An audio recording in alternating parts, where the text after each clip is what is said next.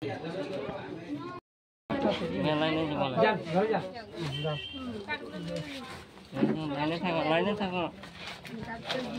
পৰহি যেতিয়া হওক আহি লৈ যাব।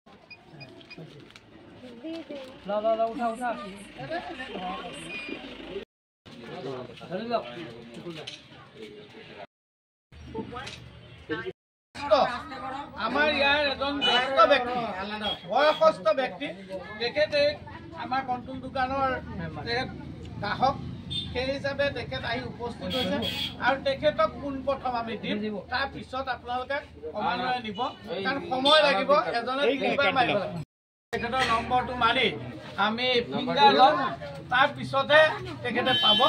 আৰু এটা কথা ৰ'ব, কাৰ্ড হোল্ডাৰখিনি বহুত সময় লাগিব আৰু আপোনালোকে এটা কথা বুজি লওক দেই, আপোনালোকে 3টাকৈ ফিংগাৰ দিব লাগিব। মিঠাই আছে ইয়াত, আপোনালোকে যদি 3টা বস্তু নিয়ে, দালি, তাৰপিছতে আপোনাৰ নিমখ আৰু চাহপাত,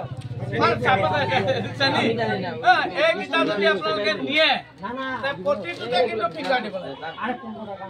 3টা।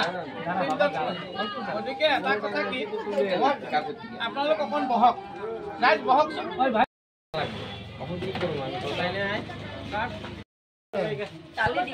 কালি পৰহি যেতিয়া আহে কাটটা দে দেন না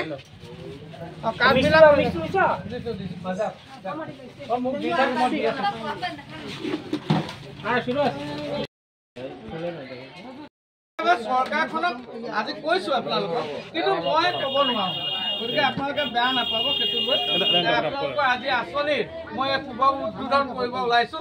গতিকে আমাৰ জ্যেষ্ঠ তেখেতৰ কাৰ্ড আছে ন, সহযোগেহে চৰকাৰে আপোনালোকক দিব পাৰে। গতিকে যি ভাল দেখে আপোনালোকে, যিটো যদি আপোনালোকৰ অন্তৰৰ পৰা যিটো ভাল পায়, মই ৰাজনীতিৰ মানুহ নহয়, মই ৰাজনীতিত নকওঁ যে আমুকক ভোট দিয়ক, কিন্তু মই এটা কথা আপোনালোকক কওঁ, আপোনালোকে ধৰিব লাগিব। তুমি মাতিব পাৰিবা না, আমি আপোনালোকক দিম, কিন্তু মই এজন সাংবাদিক।